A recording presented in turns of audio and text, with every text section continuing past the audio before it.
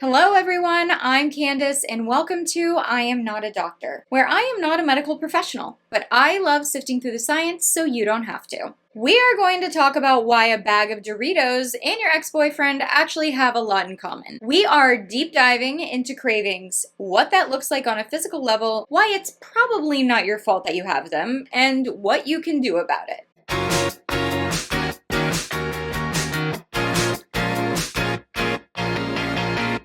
Cravings have this sort of bad connotation, but they're actually driven by really good reasons. They feed the need for survival activities like eating, drinking, and making more humans. The problem is that the people who are making your food also know this, and they've actually learned how to hijack your body's natural system of craving to start to want things even when you aren't actually hungry and there's not a biological need.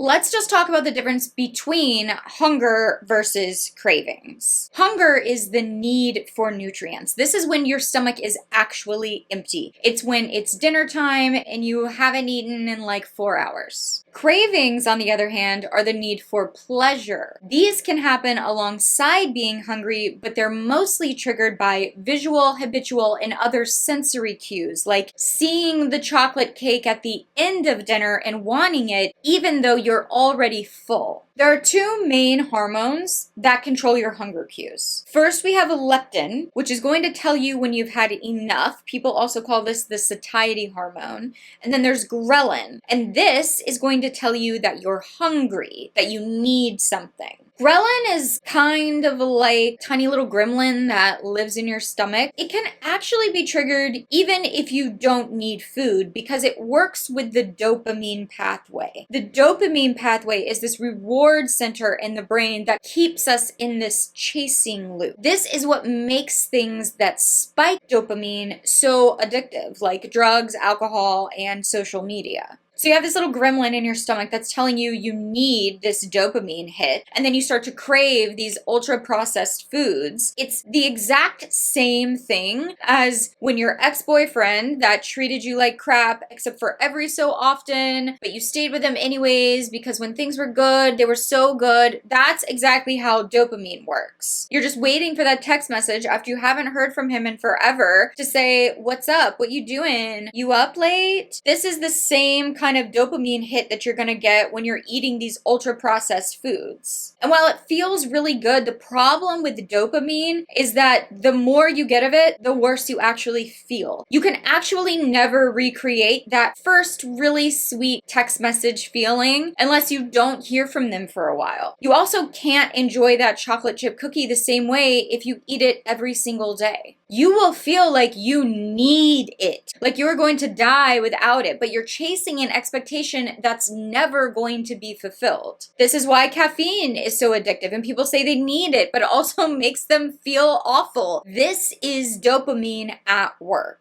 We talked about our little gremlin dopamine chaser ghrelin, and now we're going to talk about leptin. So leptin, on the other hand, is the good guy that you've been waiting for, that treats you really well and makes you feel amazing all the time. Leptin works with serotonin, which helps to make you feel good, it helps your mood, it makes you feel happy. You need both of these drivers because you have to biologically want to get the food and then stop eating the food when you're full. The issue is that we are a dopamine overloaded society with leptin resistance, which means we only want more and can't tell when we've had enough. It's actually harder to get off of food addictions than cocaine and heroin. And the food industry knows this, which is why they are run by some of the best manipulators in the business, tobacco companies. Tobacco companies got into the food game in the 1960s after the government moved to regulate the tobacco industry. So they were like, oh no, people are catching on. How can we use all of this knowledge that we've amassed to make everyone addicted and wanting more and continuing to bring people on? What is it that we could possibly do? What industry could we possibly go into?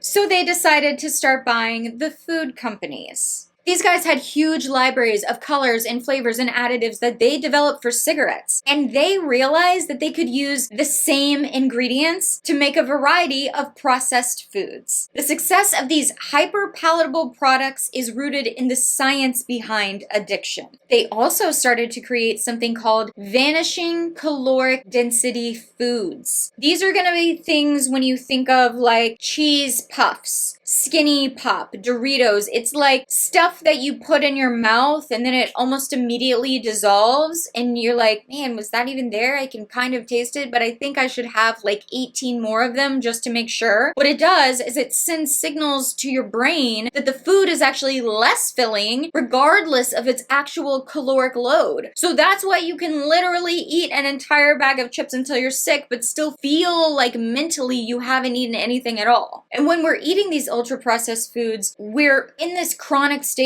of nutrient deficiency, which leads to chronic overeating because the biological need, which produces cravings, are making us want to find nutrients that we are not getting in these foods, even though we're eating a ton of them. Another area where they're hijacking your food, and this is especially noticeable in the healthy organic section. So all of y'all that thought I wasn't talking about you because I was only talking about Doritos, I want you to go look in your cabinet and look at your protein bars. We're talking about emulsifiers. This is going to be anything called lecithin or carrageenan. Food that contains emulsifiers actually eats away at the microbes in our intestinal tract. Not only does it cause leaky gut, but it also disrupts our appetite curbing hunger cues. So you again can't tell whether you've had enough to eat or you're satisfied or not. Foods that are going to have these in there are things that are unnaturally put together, like salad dressings that don't separate and peanut butter that's always smooth. A lot of protein bars with chocolate on top that's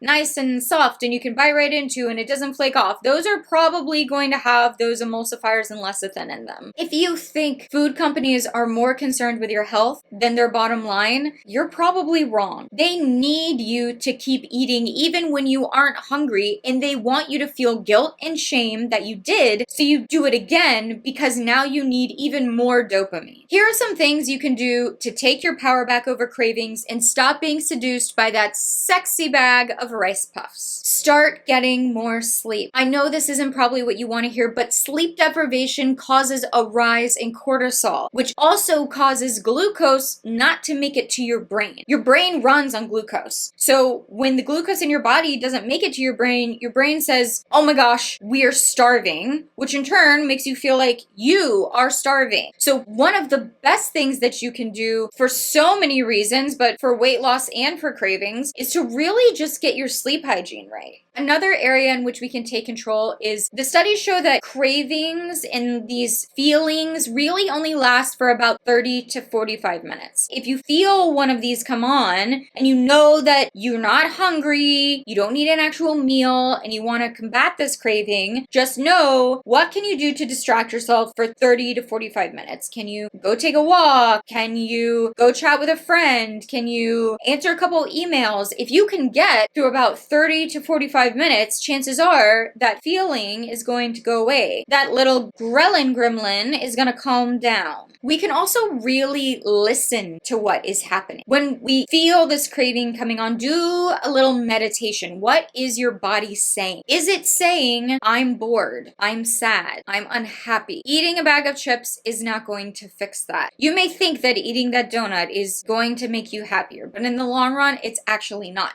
So if you can really get in touch with what the overarching feeling is underneath the wanting of the snack, then we can try to make steps to actually heal whatever it is that's causing us to have that feeling in the first place. This is another not so sexy answer, but try drinking water. I know that this sounds annoying, but most people are chronically dehydrated, especially if you drink caffeine. Drinking a 16-ounce glass of water and then waiting 15 minutes is also a really great way to combat these cravings. And let's say you do give into a craving. When you do give in, try to actually take the time to think about how that food feels and tastes in your mouth? Do you actually think it tastes good? Can you actually hold it in your mouth? Is it just something that you're putting in your mouth, chewing and swallowing quickly without even tasting it? Are you just mindlessly getting this mouth sensation? But if you actually really think about it, the taste is not so great. A lot of people will find when they're trying to quit smoking or they're addicted to something like eating gummy worms, that when they actually focus on the taste of these things, somehow it finally makes a connection in their brain and they're like, this tastes horrible. I don't know how I didn't notice it before. But it's because a lot of the craving cycle is just habit. And we're not even aware that we don't even really like what we're doing. We need to know that we are under attack and it's not our fault, but it is our fault if we let it keep happening. You are more powerful than you think you are. And I know that you can overcome some of these cravings that have turned into habits that are keeping you from being your best self. Please let me know below what craving you want to kick and how that journey has been for you. I want to hear your stories because when you share it, you can move out of feeling guilty and into feeling empowered. Thanks for watching. If you want more simple, straightforward wellness advice, please subscribe to my channel. Remember that you are in control of your health. It just might take changing everything you thought you knew to get to where you want to be.